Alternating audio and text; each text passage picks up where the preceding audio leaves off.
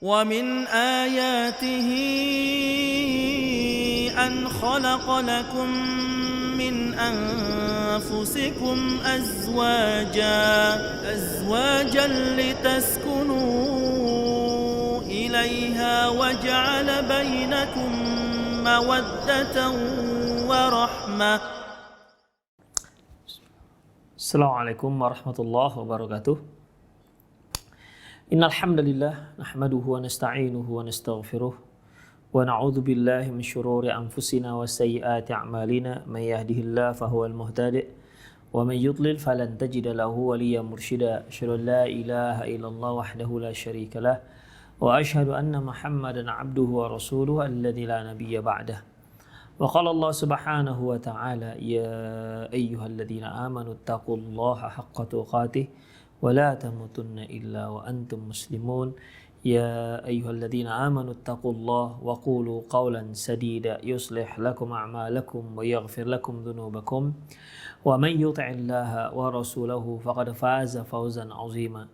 Ya ayyuhan nasu taqu rabbakum alladzi khalaqakum min nafsin wahidah wa khalaqa minha zawjaha وبث منهما رجالا كثيرا ونساء واتقوا الله الذي تساءلون به والأرحام إن الله كان عليكم رقيبا. أما بعد إن أصدق الحديث كتاب الله وخير الهدي هدي محمد صلى الله عليه وسلم وشر الأمور محدثاتها وكل محدثة بدعة وكل بدعة ضلالة وكل ضلالة في النار. Para pemirsa Rosyad TV, para pendengar Radio Medan Mengaji dimanapun Anda berada, alhamdulillah wassalatu wassalamu ala rasulillah. Pada sore hari ini kita akan membahas terkait dengan walimatul urs. Walimatul urs, atau kalau bahasa kita pesta pernikahan. Kalimat walimah ya haruslah kita fahami terlebih dahulu agar kita bisa memahami tujuan pesta pernikahan itu apa ditinjau dari sisi syariat. Walimah, makna daripada walimah yaitu sebutan untuk makanan yang dihidangkan pada pernikahan. Sebutan ataupun nama makanan yang dihidangkan pada pesta pernikahan, pada pernikahan. Itulah walimah.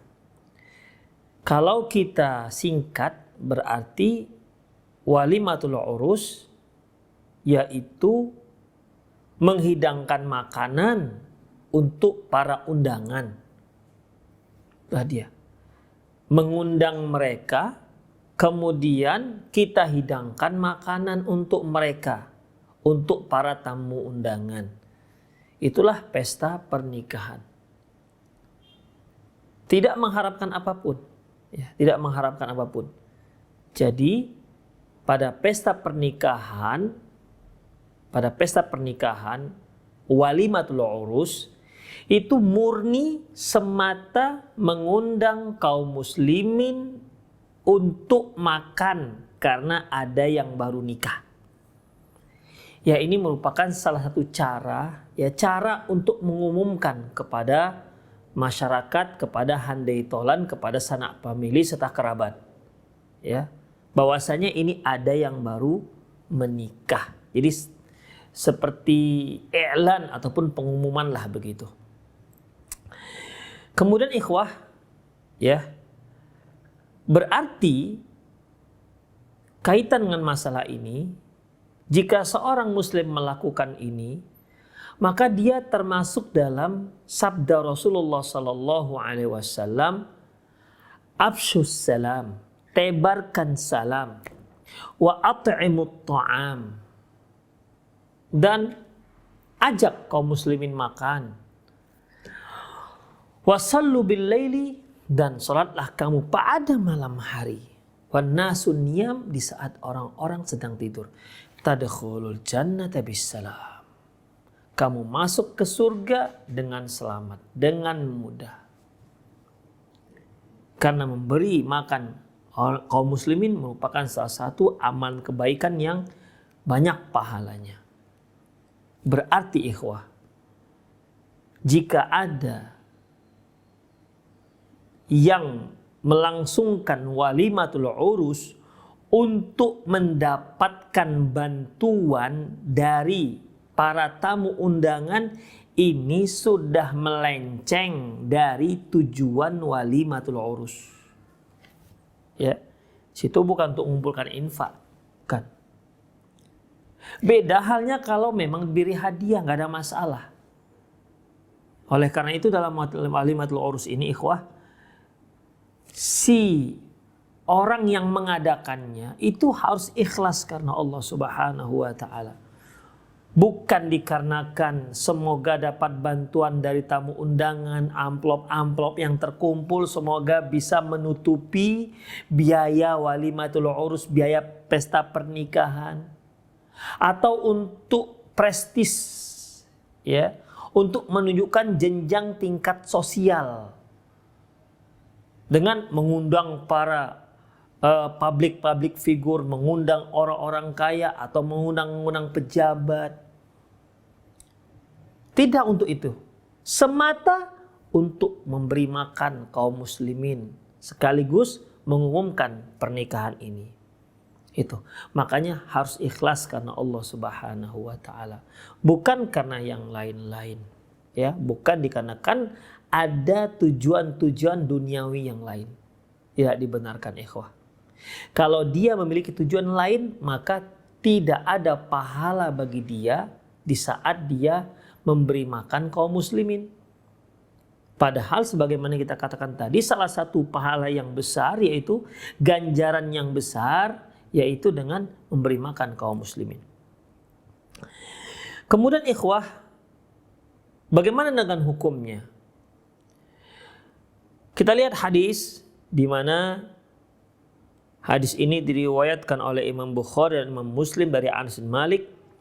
Asbahan Nabiyyu sallallahu alaihi wasallam biha urushan. Bahwasanya Nabi sallallahu alaihi wasallam sudah menjadi pengantin, ya. Sudah menjadi pengantin. Dan pada pagi harinya, ya, fada'al qaumu ashabut ta'am summa kharaju. Beliau undang orang-orang untuk makan. Setelah makan, mereka pun pulang.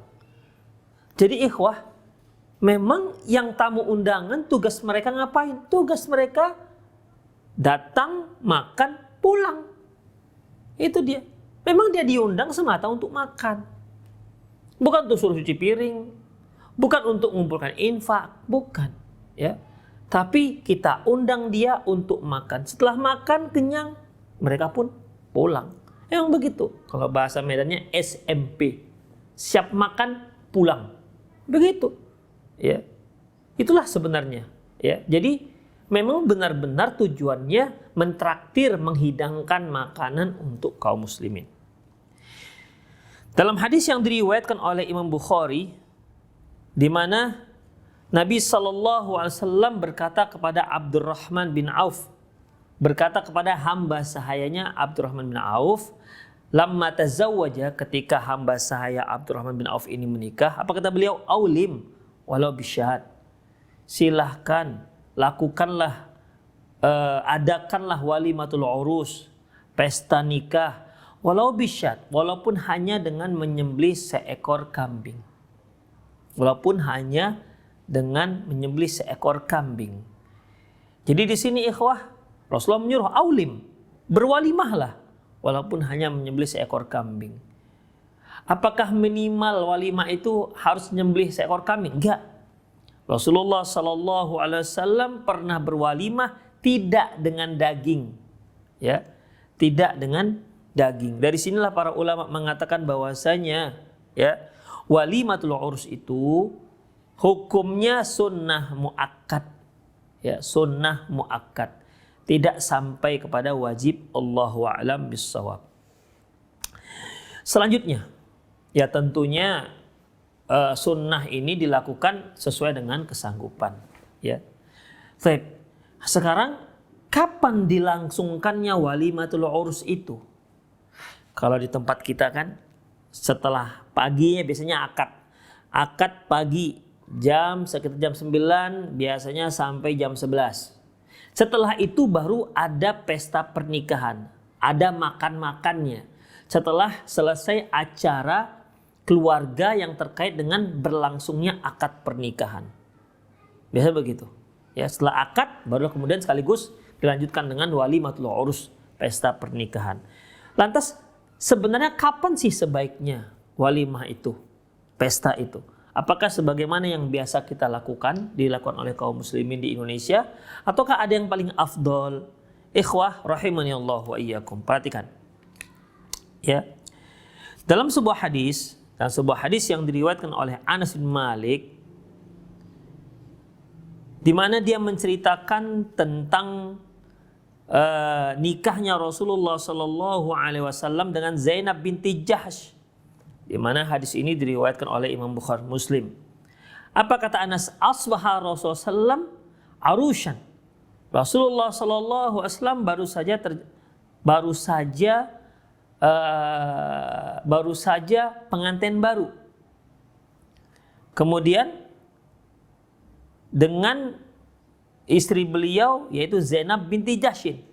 Jadi beliau baru nikah dengan Zainab binti Jahshin. Kemudian wa kana tazawwajaha bil Madinah. Beliau menikahinya di kota Madinah. Fada annas bi ta'amin ba'da irtifa'in nahar. Kemudian setelah matahari agak tinggi, Rasulullah SAW mengundang para sahabat untuk makan. Jadi pada pagi harinya beliau menikah, ya. Pada harinya beliau menikah, kemudian beliau udah bergaul lah dengan Zainab binti Jahshin, sudah sekamar. Setelah itu barulah beliau memanggil para sahabat untuk makan. Itu dia. Dari sini Pak, banyak para ulama yang mengatakan bahwasanya sebaiknya walimah itu dilangsungkan setelah serumahnya si laki dan perempuan, mempelai laki-laki dan mempelai perempuan. Jadi setelah akad, kemudian mereka sudah sekamar, ya, sudah bareng. Kemudian besoknya baru walimah. Jadi walimahnya itu setelah dukhul. Sadukhul ini setelah mereka campur, setelah mereka serumah. Itu dia. Nah, biasanya kan nggak seperti itu. Biasanya ya pada pagi harinya akan dilangsungkan akad pernikahan. Si laki-laki datang dari rumahnya, si perempuan datang dari rumahnya, bertemulah di tempat akan dilangsungkannya akad pernikahan. Setelah dilangsungkannya akad pernikahan, maka dilanjutkan dengan walimatul urus. Sementara mereka belum sempat serumah, belum sempat sekamar, ya. Belum sempat bersama. Bersamanya itu pas akad. Itu dia ikhwah rahimani Allah wa iyyakum. Bahkan ada lagi setelah akad pernikahan, maka laki-lakinya dibawa lagi tuh dengan, ya, laki-lakinya dibawa lagi oleh keluarganya. Baru kemudian ketika pesta siang harinya dibawa lagi oleh keluarga laki-laki, kemudian barulah diserahkan kepada keluarga perempuan.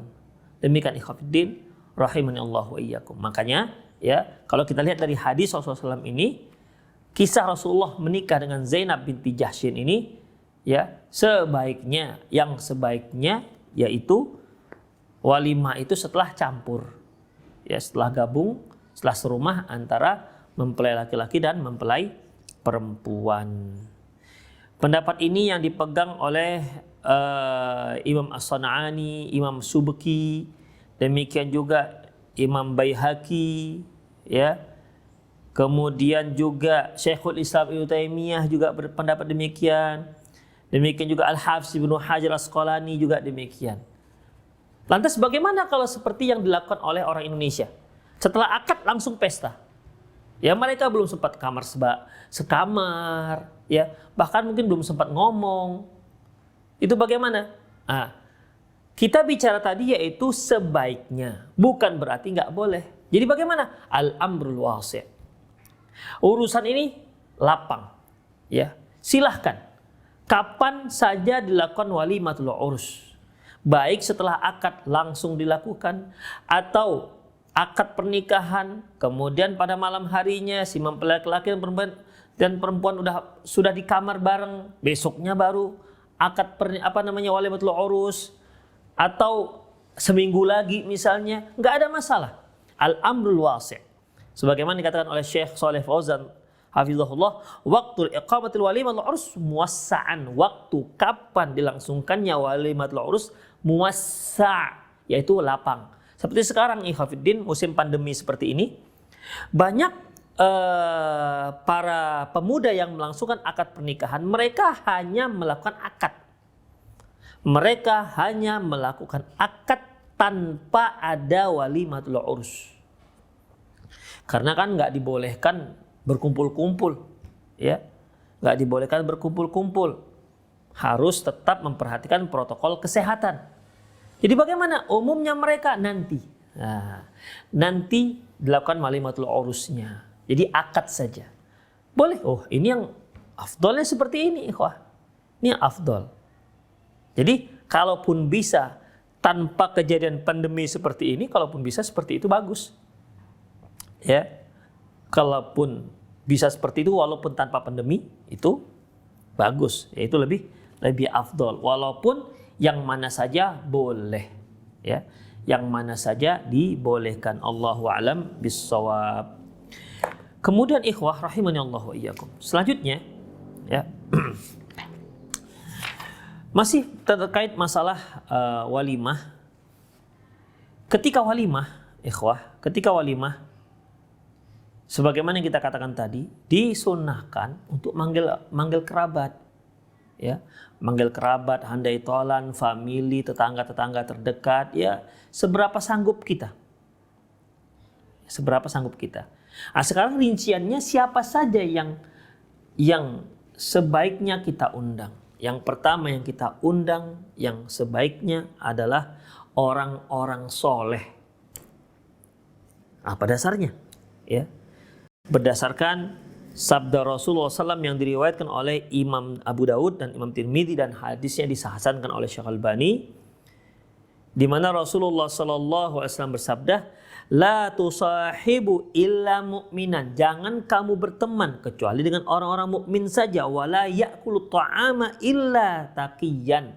Dan janganlah makananmu dimakan oleh seseorang kecuali dia yang bertakwa kepada Allah Subhanahu wa taala.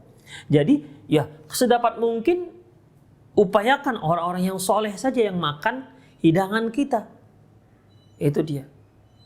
Tanpa membedakan antara yang fakir dan yang miskin. Ya, bukan yang soleh yang kaya-kaya saja. Kan ada orang soleh kaya dia. Ada orang soleh tapi dia fakir. Ya. Di sini mutlak orang-orang soleh. Ya. Mutlak orang-orang soleh.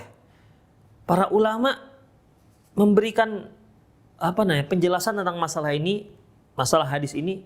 Gimana caranya harus ada orang-orang soleh? Begini ikhwah. Ya. Ketika kita mengundang makan, itu kan umumnya yang kita undang orang-orang yang kita kenal. Orang-orang yang kita kenal dekat. Ya, orang-orang yang kita kenal dekat. Otomatis kita tentunya sebelumnya haruslah memilih teman-teman dekat. Karena biasanya kita memilih teman-teman dekat, apalagi teman-teman tempat kita curhat, yang kata Rasulullah SAW, ya, i'tabirun nas bi akhdanihim. Nilailah manusia itu dengan teman dekatnya. Beliau juga mengatakan, almar'u ma'adini khalilihi. Seseorang itu agamanya sesuai dengan agama teman dekatnya. Falyanzur mimma yukhalil. Perhatikan siapa yang menjadi teman dekatnya. Makanya kalau ternyata teman dekatnya orang-orang soleh, otomatis yang dia undang ya orang-orang soleh ini. Ya, otomatis yang dia undang adalah orang-orang soleh ini. Makanya ada pesan tersirat secara implisit di situ disebutkan, ya, janganlah kamu memakan makananmu kecuali orang-orang yang bertakwa. Artinya apa, ikhwah? Artinya tandanya kalau tidak ada yang makan makanan kamu kecuali orang bertakwa, berarti teman-teman baikmu orang-orang yang bertakwa saja berarti. Itu dia. Karena umumnya orang yang mengajak makan, seorang itu mengajak orang lain makan adalah umumnya orang-orang yang dia kenal dekat terutama. Ya kan nggak mungkin kita jalan di pasar, pak, yuk makan kita ke rumah. Itu sangat jarang, langka. Nah demikian. Kemudian tanpa membedakan mana yang fakir dan mana yang kaya. Karena Rasulullah SAW bersabda dalam hadis yang diriwayatkan oleh Imam Bukhari dan Muslim dari Abi Hurairah dia berkata, Abu Hurairah radhiyallahu anhu berkata, syarrut ta'am ta'amul walimah. Seburuk-buruk makanan adalah makanan pesta pernikahan, yud'a lahal aghniya wa yutrakul fuqara, yang diundang hanya orang-orang kaya saja, orang miskin tak diundang. Wa man taraka da'wata faqad asa Abul Qasim. Barang siapa yang tidak memenuhi undangan walimah, maka dia telah durhaka kepada Rasulullah sallallahu alaihi wasallam. Dalam hadis yang lain ada berbunyi, ini terjemahannya, seburuk-buruk makanan walimah, makanan pesta pernikahan, yaitu diundang orang yang tak pingin diundang dan tak diundang orang yang kepingin diundang. Mengundang orang yang tak ingin diundang, tak mengundang orang yang ingin diundang. Mengundang orang yang tak ingin diundang, ini umumnya orang kaya. Orang kaya itu tak ingin diundang. Kenapa? Makanan yang disediakan sudah dia makan. Ya. Bahkan mungkin dia sudah bosan dengan hidangan yang dihidangkan oleh pesta pernikahan tersebut. Demikian. Ya kalau bisa dia jangan diundang dah. Gitu. Tak mengundang orang yang ingin diundang. Siapa itu? Orang fakir. Orang fakir itu sangat ingin diundang. Ya, ingin diundang supaya apa? Supaya dia bisa datang di walimah dan dia bisa melakukan perbaikan gizi. Demikian, bisa melakukan perbaikan gizi. Itu ikhwafiddin rahimanallahu wa iyyakum. Jadi dalam masalah ini, ya, hendaklah yang pengundang itu mengundang orang-orang yang soleh tanpa membedakan yang yang fakir dan yang kaya. Selanjutnya ikhwah, dalam mengadakan walimatul urus boleh juga yang mengadakan yang pesta ini mengumumkan apa isi pengumumannya? Pengumumannya agar para tamu undangan bawa makanan masing-masing. Misalnya nih si A nih pesta pernikahan, dia baru nikah. Dia bilang ke kawan-kawannya, "Akhi, besok datang ya pesta pernikahan saya." "Oh iya, tapi bawa makanan masing-masing ya." "Boleh." Ya, memang belum pernah terjadi sih, ya. Belum pernah terjadi, tapi dibolehkan. Loh, memang pernah kejadian pada zaman Rasulullah. Hadisnya diriwayatkan oleh Imam Bukhari dan Muslim. Ya. An Anas dari Anas bin Malik radhiyallahu anhu qala, dia berkata, "Fi qissati zawajin Nabi sallallahu alaihi wasallam bi ummil mu'minin Hafsah As-Safiyah," yaitu yang menceritakan tentang kisah Nabi SAW di saat menikahi Safiyah binti Huyai bin Akhtab. Hatta idza kana bit tariq jahazatha lahu Ummu Sulaim fa ahdatha lahu bilal laili. Ya, ketika di jalan, ya, di pertengahan jalan, Ummu Sulaim ya mendandani Safiyah lah. Dandani, mungkin diberikan wangi-wangian. Setelah itu Ummu Sulaim menyerahkannya kepada Rasulullah SAW pada malam hari. Fa asbaha Rasulullah arusan. Nah, pada waktu itulah Rasulullah jadi pengantin baru. Besoknya ya namanya baru pengantin baru. Ya, tadi malam baru pengantin. Faqala, lantas pagi harinya beliau berkata kepada para sahabat, "Man kana indau syai' falyaji bihi." Barang siapa yang masih punya makanan silahkan dia bawa. Qala, Anas berkata, wa basata nit'an. Lantas Rasulullah pun membentangkan nit'an. Nit'an itu sebangsa, kalau bahasa Arab sekarang, sufroh. Sufroh itu plastik yang dibentang, ya, bukan harus plastik. Pokoknya sebangsa alas, ya. Alas kalau kita mau makan.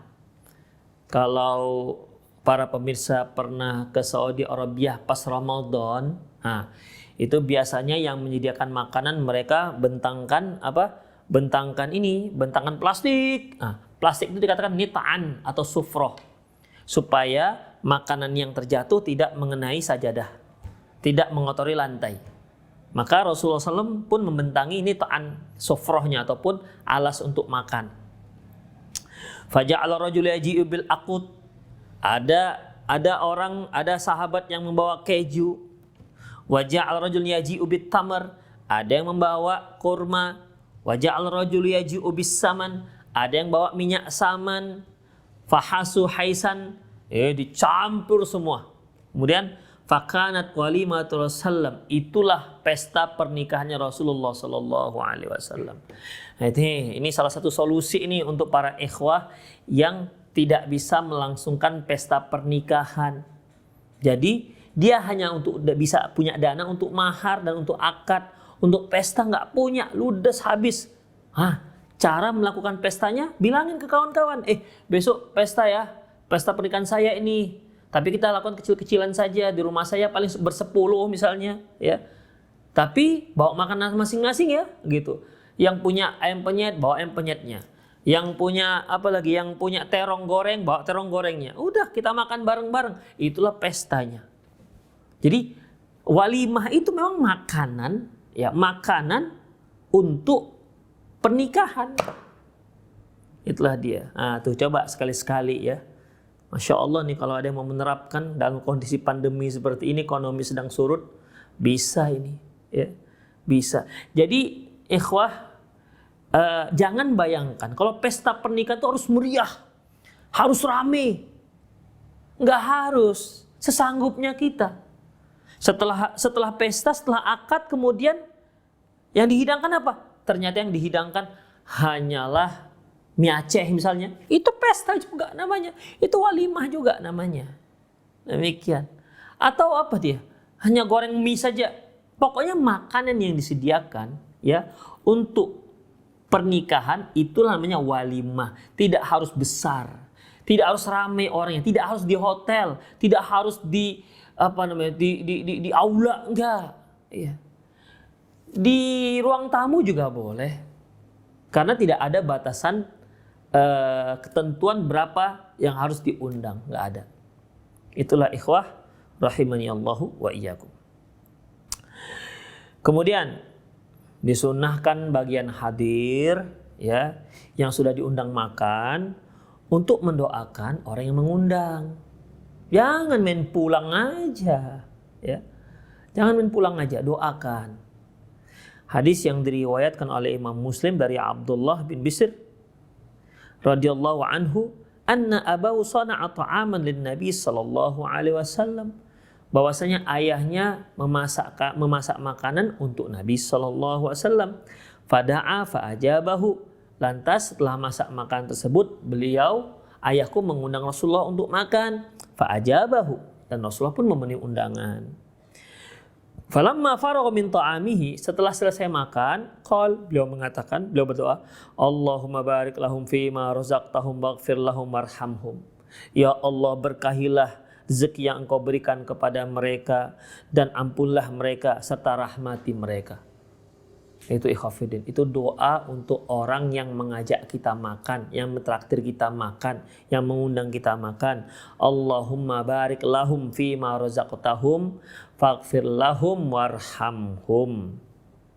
Itu doa pertama. Doa yang kedua yang diriwayatkan oleh Imam Muslim, Allahumma at'im man at'aman wasqi man saqana. Ya Allah, berikanlah makan orang yang telah memberi kami makan dan berikan minum kepada orang yang telah memberi kami minum. Jadi doakan orang yang mengajak kita makan, apapun jenis ajakannya.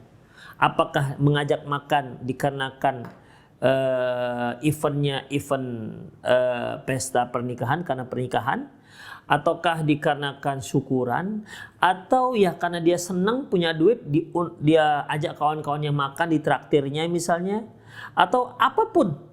Ya, apapun latar belakang dia mengajak kawan-kawannya untuk makan atau mengundang kawannya untuk makan, maka yang diundang makan, yang setelah makan, hendaklah dia mendoakan yang mengundang makannya, mentraktir makan. Itu dia, ya. Doakan. Pertama tadi, Allahumma barik lahum fima razaqtahum waghfir lahum warhamhum. Doa pertama. Doa kedua, Allahumma at'im man at'amani wasqi man saqani. Itu dia, jangan lupa ya.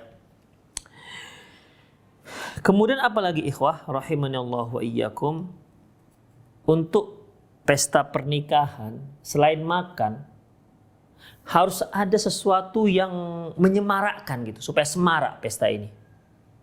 Ya. Dengan cara bagaimana?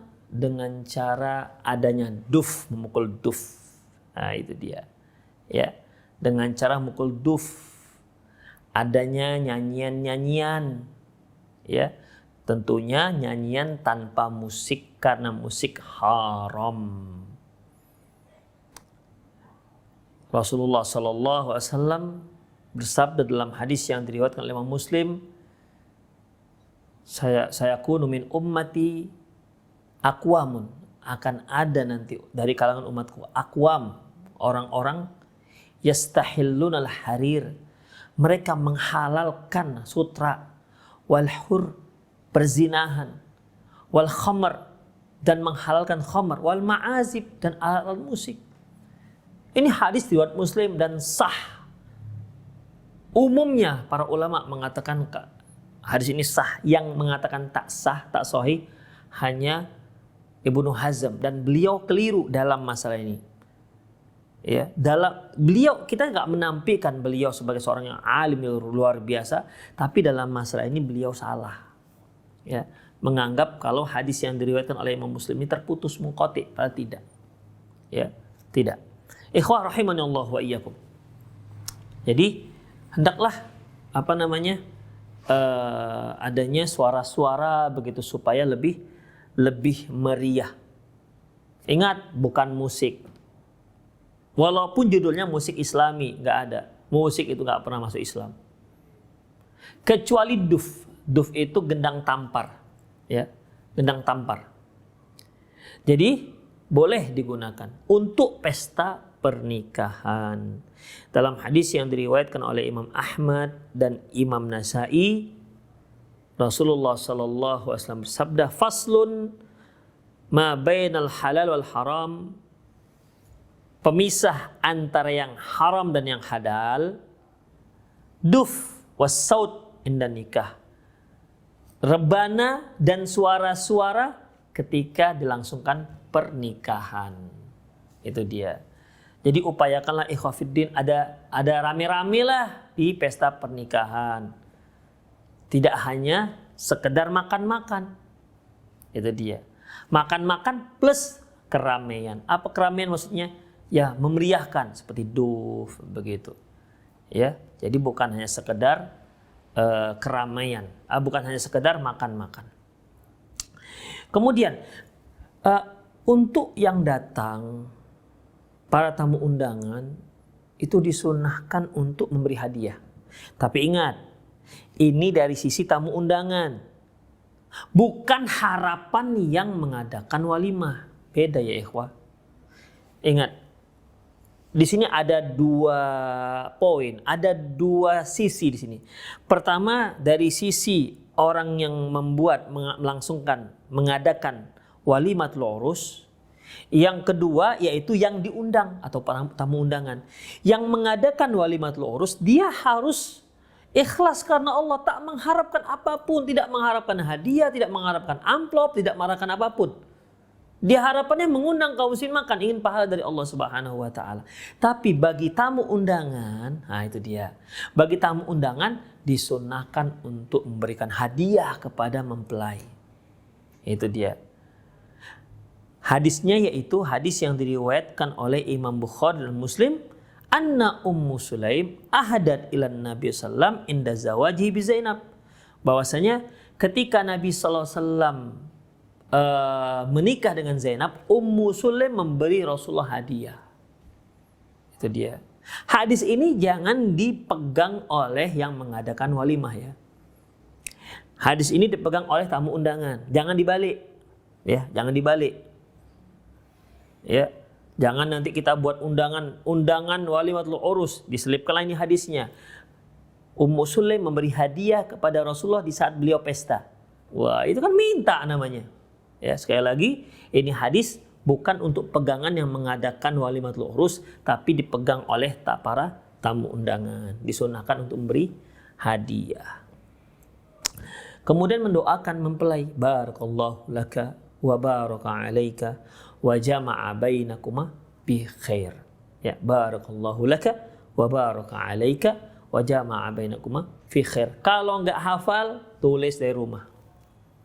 Itu dia, tulis dari rumah. Barakallahu laka wa baraka alaika wa jama'a bainakuma bi khair. Demikian ikhwah rahimanallahu wa iyyakum. Kemudian untuk menentukan waktu kapan dilakukannya akad ataupun dan pesta pernikahan, ya, tidak boleh adanya keyakinan hari buruk, bulan buruk, nggak dibolehkan. Ini namanya tasya'um, diharamkan dalam Islam. Apalagi kalau ada yang mengatakan, jangan pesta di bulan Sya'ban atau bulan Syuro, itu kurang bagus. Ya, berarti dia mencela waktu. Allah Subhanahu wa taala firman dalam sebuah hadis qudsi, yu'thini ibnu Adam. Anak Adam telah menyakiti aku. Kenapa? Ya subud dahr wa ana dahr. Mereka mencela waktu, padahal akulah waktu, aku pemilik waktu. Demikian. Jadi kalau ada kita katakan hari ini, bulan buruk, tanggal buruk, enggak boleh ikhwah. Ya. Enggak boleh. Demikian, ya. Jadi kalau kita kan nggak bilang bulan buruk, kita mengatakan hari baik. Ya, memang yang lainnya. Nah, demikian ikhwah. Kan di tempat kita ini, di Indonesia ini ada suatu keyakinan di mana ada bulannya bulan panas katanya. Kalau dia nikah di bulan tersebut, maka sangat dikhawatirkan rumah tangganya tidak bahagia. Ini tasawum namanya. Nggak dibolehkan. Dan banyak hal-hal lain yang terkait dengan khurafat pernikahan ikhwah. Kadang-kadang diadopsi dari luar negeri. Seperti habis akad nikah, si mempelai pegang bunga dilempar ke belakang tuh. Dah, ini pun mulai dipakai orang Indonesia. Sudah mulai banyak pakai orang Indonesia yang mereka lihat dari film-film. Kemudian diperebutkanlah oleh para jomblo-jomblo yang di belakang. Barang siapa yang mendapatkannya, maka dia akan menikah untuk yang berikutnya. Ini datang dari mana keyakinan seperti ini? Ya, jodoh itu Allah yang menentukan, bukan kita yang menentukan. Ini kan khurafat namanya, nggak dibolehkan ikhwah. Ya, tidak dibolehkan dalam Islam, atau tatayyur namanya. Ya, tatayyur. Taib ikhwah rahimani Allah wa iyyakum. Selanjutnya ikhwah, ya, bagi yang sudah makan, segeralah pulang, gak usah ngobrol.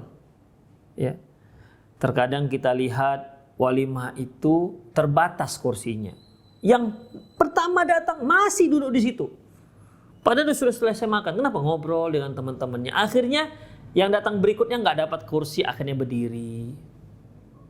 Makanya yang sudah makan segera pulang, ya. Yang sudah makan segera pulang, kecuali kalau memang tempatnya luas, kursi masih banyak. Jangan sampai kita ditegur oleh yang punya walimah, bang maaf bang, tamu yang lain mau duduk, jangan sampai begitu ya. Kecuali ya kita pandai-pandai lah melihat kondisi. Kalau memang lapang, kursi banyak ya silakan, nggak ada masalah. Tapi kalau ternyata kursi terbatas, kita datang yang pertama, kita datang jam 11, pulang jam 4. Kita ngetem di satu tempat duduk bersama teman-teman kita 4 orang misalnya, sementara yang baru datang nggak dapat tempat duduk, ini kan nggak dibolehkan. Ya, makanya habis makan segera pulang. Itu dia. Apalagi pada malam hari, kadang-kadang kan, bukan kadang, sering juga walimah itu sampai malam. Ya, sampai malam. Ini kan malam tersebut malam bertemunya si mempelai laki-laki dan mempelai perempuan di kamar. Ya, jangan digangguin mereka, diketuk-ketuk lah pintunya. Assalamualaikum, assalamualaikum. Ya, jangan. Demikian, udahlah pulang. Ya. Kadang-kadang ada tamu-tamu berupa teman-teman dekat si mempelai laki-laki malah ngajak ngobrol sampai malam. Jangan. Dalam surah Al-Ahzab ayat 52, Allah Subhanahu wa taala firman, "Wa idza ta'amtum fantashiru." Kalau sudah kalian makan pulanglah. Itu dia, pulang. Kecuali kalau yang permintaan yang pemilik pesta. Jangan cepat pulang lah, temani saya dulu lah di sini ya begitu. Ya berarti memang itu permintaan si mempelai. Demikian ikhwah rahimani Allahu wa iyyakum. Kemudian boleh enggak walimah itu kita lakukan 7 hari 7 malam? Masya Allah, banyak duitnya. Ya. Walimah, pesta pernikahan 7 hari 7 malam. Apakah dibolehkan apa enggak? Baik. Ikhwah rahimani Allah wa iyyakum. Ya. Ada sebuah hadis yang berbunyi al-walimatu, walimah itu awwaluha yaumun haqqun. Hari pertama hari yang benar. Watsani ma'rufun. Hari kedua hari kebaikan. Watsalis sum'ah wariyah. Kalau sudah hari ketiga ini hari sum'ah, hari riya, pamer. Ya. Hanya hadis ini diriwayatkan oleh Imam Abi Daud, hanya para ulama berbeda pendapat tentang pensahihan hadis ini. Yang rajih ikhwafiddin, azanillahu wa iyyakum, sebagaimana dikatakan Imam Bukhari dalam kitabnya bab haqqul ijabatil walimah, bab wajib memenuhi undangan walimah, wa da'wah wa man aulama sab'a ayyam, dan orang-orang yang melakukan pesta pernikahannya selama 7 hari. Wa nahu, ataupun yang semisalnya. Walam yuaqid Nabi SAW yauman au yaumeni. Rasulullah tidak ada membatasi waktu walimah sehari atau 2 hari. Berarti Imam Bukhari di sini melihat bahwasanya hadis yang diriwayatkan oleh Imam Abi Daud yang hanya membolehkan 2 hari saja, hari ketiga sudah nggak bolehkan. Imam Al-Bukhari melihat hadis ini hadis yang dhaif. Jadi kalau hadis ini hadis dhaif berarti kembalikan ke hukum asal, silahkan melakukan walimah mau sehari, 2 hari, 3 hari, 4 hari, 7 hari, 14 hari silahkan. Tidak ada masalah. Makanya ikhwah, ketika Ibnu Sirin menikah, Ibnu Sirin seorang tabi'in, ketika beliau menikah, da'a ashaba Rasulullah SAW, beliau mengundangi sahabat-sahabat Nabi SAW. Ibnu Sirin sendiri seorang tabi'in yang dia undang para sahabat. Ya ini untuk implementasi tadi. La yaqulu ta'amaka illa taqi, jangan memakan makananmu kecuali orang takwa. Ya, tidak ada generasi yang lebih baik timbang generasi Rasulullah SAW. Generasi pada zaman Rasulullah SAW. Kemudian da'a ashaba Rasulullah SAW sabata ayyam. Kemudian beliau mengundang para sahabat-sahabat Rasulullah selama 7 hari. Kisah ini diriwayatkan oleh Ibnu Abi Syaibah. Hadisnya sahih. Seandainya mungkar, seandainya ini perbuatan dosa, tentu sahabat nggak akan mau datang. Tapi ternyata sahabat datang, sahabat Rasulullah SAW datang ke walimah tersebut. Jadi intinya Allahu a'lam bishawab, bahwasanya walimah itu tidak dibatasi berapa hari. Silahkan berapa sanggupnya. Mau dia setengah hari, mau 1/4 hari, mau 1 hari, 2 hari, 3 hari, 4 hari, terserah. Sesanggup dia. Tidak ada batasan waktu. Ikhwah, ini sajalah kajian kita untuk walimah. Semoga sedikit info yang tadi kita sampaikan bermanfaat. Aku qauli hadza wastaghfirullah li wa lakum wa lisal muslimin innahul ghafurur rahim. Bagi para pemirsa dan pendengar yang ingin melayangkan pertanyaan, silahkan di pesan singkat 0895 6113 27778. 0895 6113 27778. Baik, sudah masuk nih, banyak yang masuk. Kita baca dulu. Assalamualaikum warahmatullahi wabarakatuh. Mahar harus diserahkan kepada wanita yang dinikahi sebelum suami menggauli. Mahar ya Mahar harus diserahkan kepada wanita yang dinikahi sebelum suami menggauli istrinya. Bagaimana dengan mahar yang hutang? Dikredit seperti yang Ustadz utarakan. Jazakumullah khairan. Baik, wa fika jazakallah wa jazakallah khairan wa barakallahu fik. Ikhwah, coba lihat firman Allah Subhanahu wa taala dalam surat Al-Baqarah ayat 236. La junaha alaikum in talaqatumun nisa ma lam tamassuhunna. Tidak mengapa kalian mencerai istri kalian yang belum kalian sentuh. Ma lam tamassuhunna au tafridu lahunna fariidhah, atau kalian belum tentukan apa maharnya. Belum tentukan apa maharnya. Kalian belum tetapkan apa maharnya. Ini menandakan bahwasanya mahar itu tidak harus kontan. Tidak harus kontan dan juga tidak harus ditetapkan. Tapi tetap wajib ada mahar. Nah, demikian. Ya. Karena di sini malam tufridu lahunna fariidhah, kalian belum menetapkan maharnya. Demikian. Jadi adanya mahar itu harus diberikan. Demikian. Jadi bukan berarti mahar itu harus diberikan sebelum sebelum suami menggauli istrinya. Tapi mahar itu sudah ditentukan. Mahar itu sudah ditetapkan atau ditentukan walaupun belum diserahkan. Jadi gimana? Ya jadi hutang. Ya, jadi hutang. Jadi syarat mahar itu tidak harus diberikan sebelum sebelum melakukan hubungan intim. Setelahnya juga boleh. Allahu a'lam bishawab. Bismillah, assalamualaikum warahmatullahi wabarakatuh. Ustadz, saya sedang proses ta'aruf dengan duda. Sudah sampai tahap nazar, masih menunggu waktu khidbah karena salah satu anaknya usia 10 tahun. Masih belum boleh ayahnya menikah lagi. Bagaimana sikap kami Ustadz? Mohon nasihatnya, jazakallah khair. Ini sepertinya sudah pernah kita jawab ini, ya. Bahwasanya anak itu tidak penentu. Bukan penentu boleh dan tidak bolehnya si ayah menikah. Ya, tidak penentu. Jadi bagaimana? Apalagi ini masih 10 tahun. Ya, hendaklah anti pendekatan kepada si anak, sering kasih hadiah, bersikap ramahlah kepada si anak, demikian. Ya, insya Allah bisa. Masih anak 10 tahunnya, bukan anak remaja yang sudah mengerti dunia, belum mengerti mereka. Ya sering bawa apalah, kasih mereka apa, ajak mereka kemana, begitu sehingga anti ukhti yang ingin menjadi ibu sambung dia bisa dekat dengan anak calon suami anti. Allahu a'lam bishawab. Assalamualaikum Ustadz, izin bertanya, pada saat walimah bolehkah wanita menjamak sholatnya, jamak zuhur dan asar? Maksudnya wanita mana ini? Apakah tamu undangan ataukah mempelainya? Baik. Kalau dia mempelainya,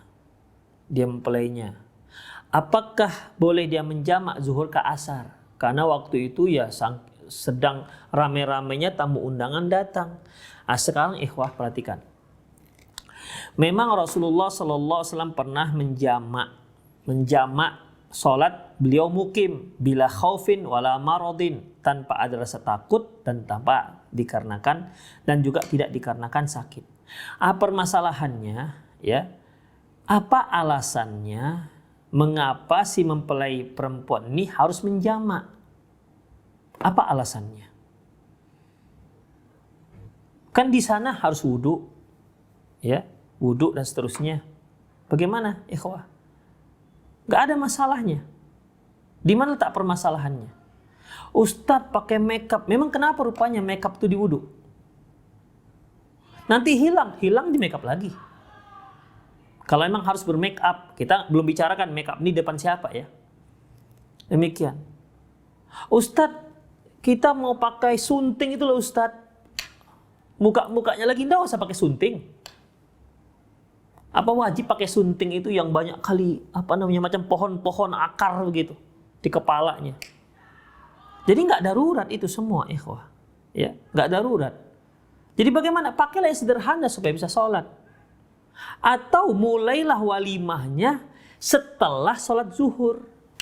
Demikian. Ya. Sholat zuhur 12:30 misalnya. Sholat 4 rakaat 5 menit, 10 menit kelar kan?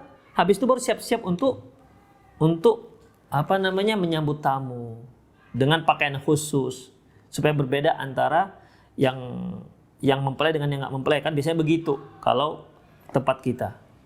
Demikian ikhwafidin. Ya, jadi itu tidak uzur, ya, bukan uzur. Allahu a'lam bishawab. Kalau nggak uzur berarti ya nggak bisa dijadikan sebagai alasan untuk menjamak sholat. Assalamualaikum Ustadz, bismillah. Assalamualaikum, bismillah Ustadz, izin mohon nasihatnya. Saya saat ini sudah ada calon dan sudah merasa cocok. Tapi saya bingung mau melanjutkan ke tahap selanjutnya karena kami berbeda kota. Sementara saat ini sedang pandemi. Mohon nasihatnya Ustadz, jazakumullah khairan. Ikhwah, banyak berdoa kepada Allah. Minta kesabaran. Udah, minta kesabaran.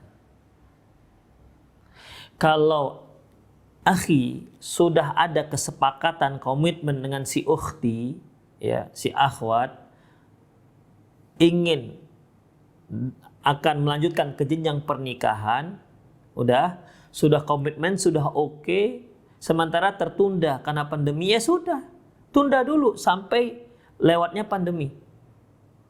Tapi ingat, jangan kebanyakan komunikasi. Nggak usah banyak-banyak komunikasi. Kenapa? Kan dia sudah bersedia kan? Ya, apalagi mau dikomunikasikan? Udah? Nah, tinggal nanti antum bisa setelah ada keringanan ataupun kelapangan waktu datang ke orang tuanya. Begitu, nggak ada masalah, ya, nggak ada masalah. Demikian. Atau misalnya antum mau cepat nih nikah nih, ya sudah, terbanglah antum ke kota si akhwat. Nggak bisa Ustadz, nggak bisa naik pesawat, naik bus. Namanya juga kita sedang memperjuangkan si akhwat. Ya kita sebagai pahlawannya ya harus gunung pun kan kudaki, lautan ku seberangi, aku tak peduli, kan gitu. Covid lah yang begitu. Yang penting aku akan bertemu dengan orang tuamu dan akan melamarmu. Begitu. Masalah ditolak nggak ditolak nomor 2. Begitu. Kalau memang kepingin cepat, itu resiko. Kalau nggak pengen cepat, takut dengan pandemi, takut dengan corona, takut takut dirazia di pinggir kota, nanti suruh balik lagi. Udah, sabar. Banyak-banyak puasa. Kemudian enggak usah banyak komunikasi karena dia sudah sepakat. Itu dia, tinggal nanti ketika ada tinggal ada kelapangan, datangi orang tuanya. Semoga bisa diterima. Demikian. Semoga orang tuanya menerima lamaran antum. Jadi harus ada action, ya, harus ada action. Tidak diam saja.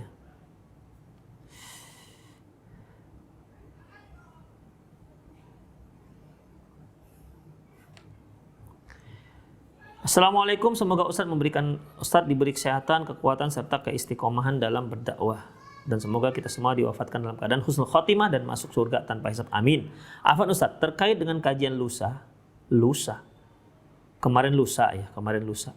Mengenai pendapat Imam Syafi'i yang mengatakan bahwa perempuan gadis dan janda tergantung keperawanannya.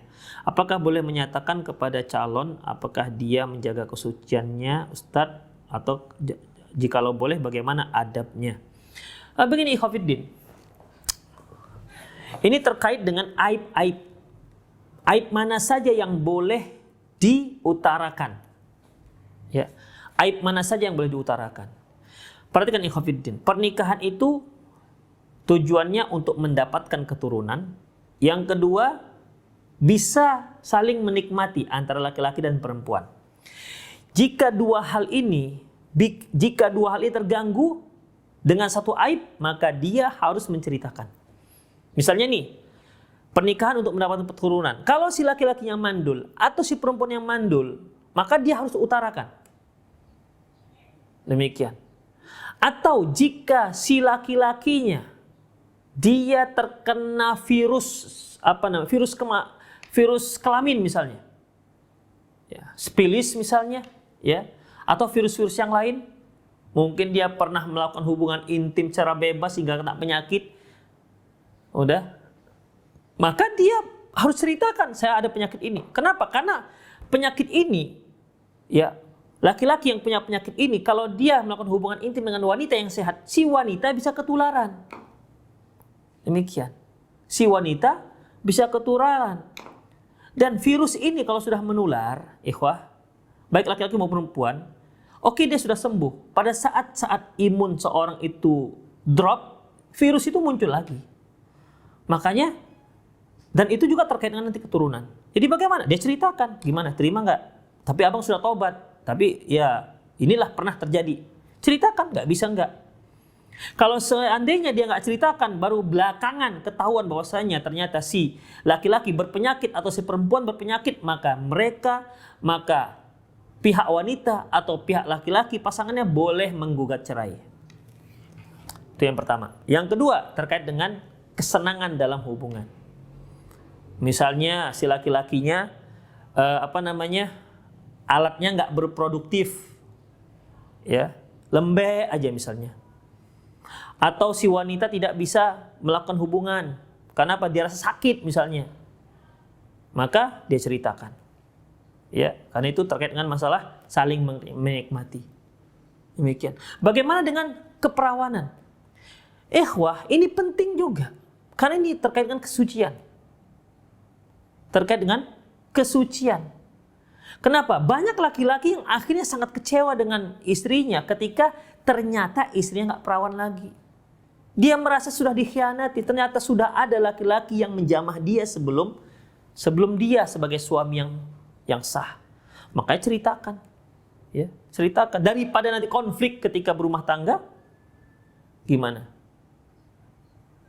Oke Ustaz, ya gini aja lah, spekulasi. Mana tahu nanti suami nggak tahu. Oke, nggak tahu. Kalau tahu gimana?